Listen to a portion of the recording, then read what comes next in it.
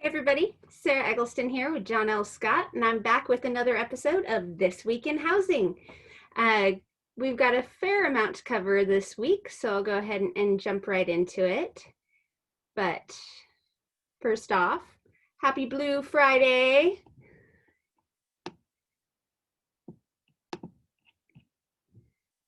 Okay. And so this week in housing. As I said, it is Blue Friday. So the Seahawks beat the Patriots last week. That was an intense ending to the game. I got to catch the very beginning and the very end of the game, and wow, what a finale. That was right down to the wire. But they pulled through and Seahawks won, and this coming week they'll be playing the Cowboys.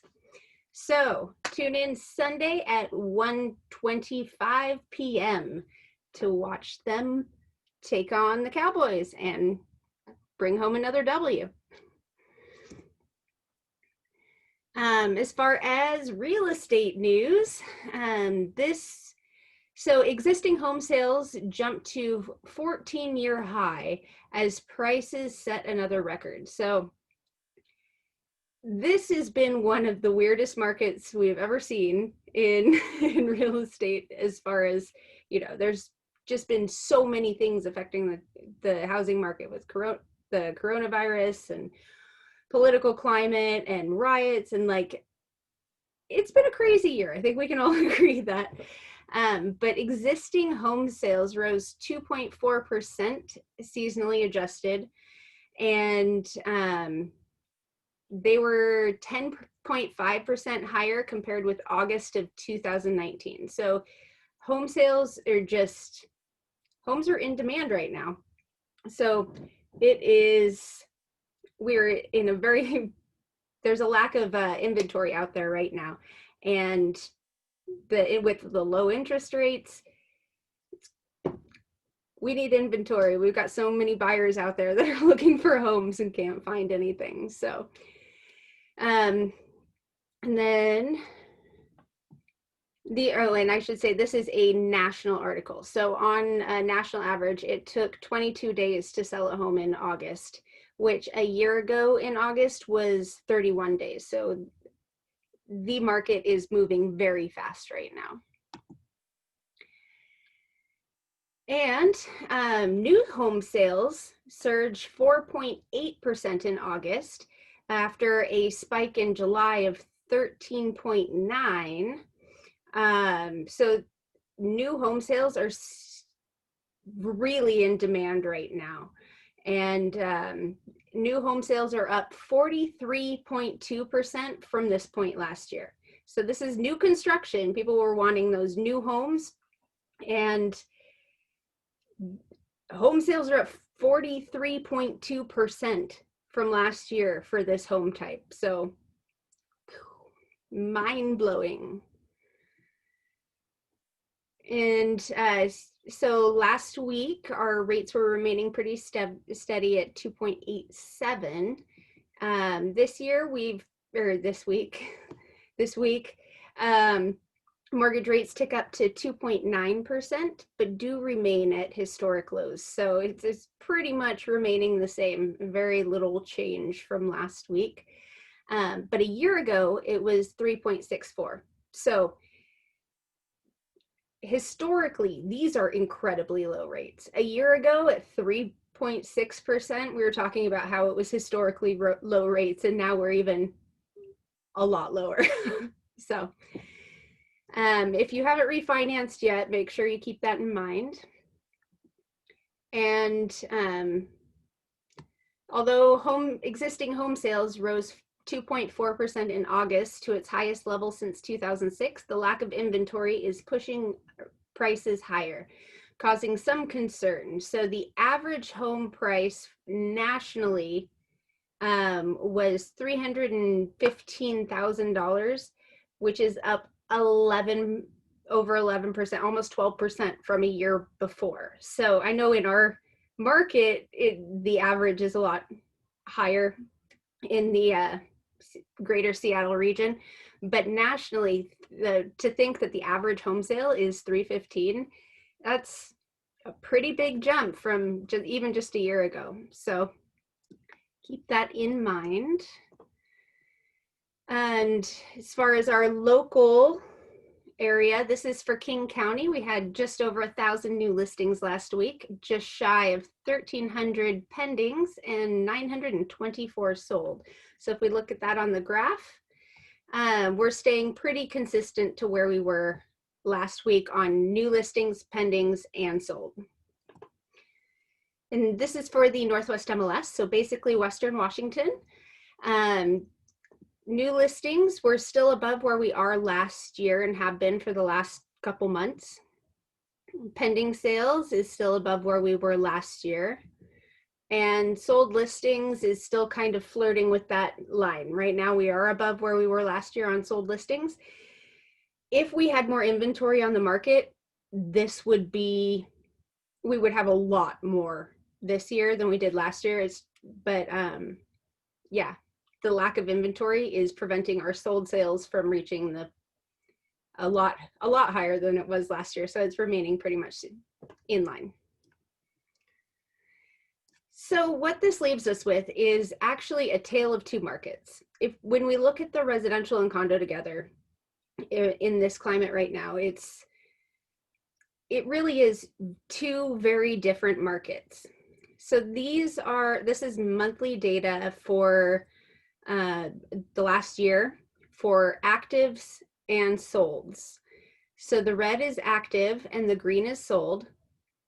And you can see we're having more sold than active right now in the residential sector. And that is completely not true for condos. Condos has almost double on active listings as it does for sales. So this really plays into what the coronavirus is doing to the housing market. A lot of these, okay, so a lot of these condos, especially in Seattle,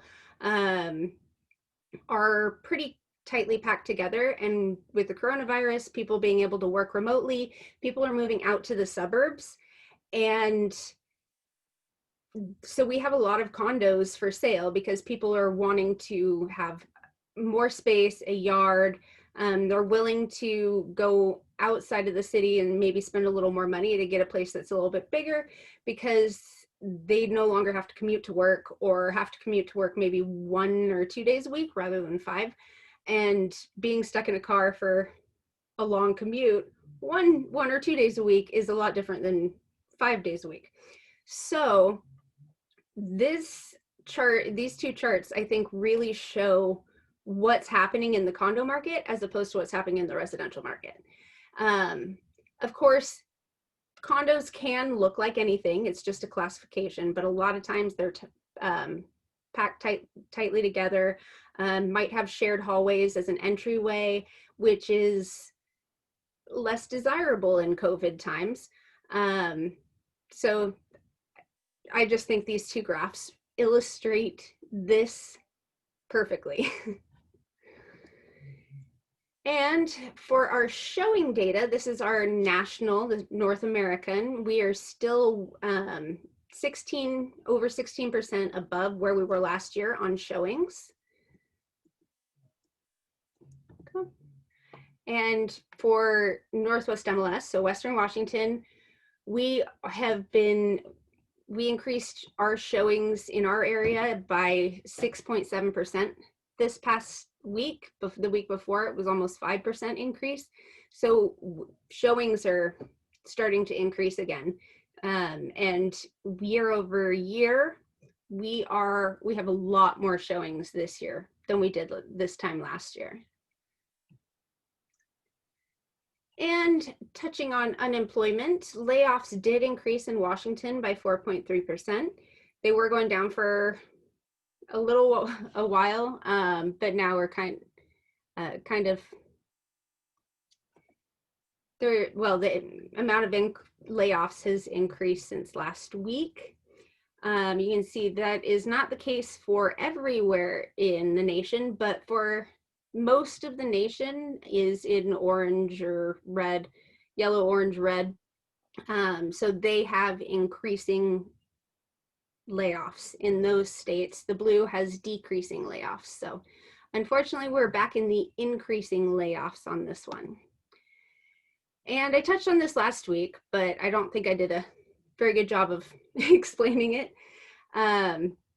So this is an housing affordability index. So this takes into account home prices, and interest rates and a number of things, but the orange here was in the Great Recession, or in the housing recession here. And since there were a lot of vacant homes that were for sale, and basically they were selling them for dirt cheap, the affordability of buying one of those homes was pretty high. It was, if you had the money, you could get more home.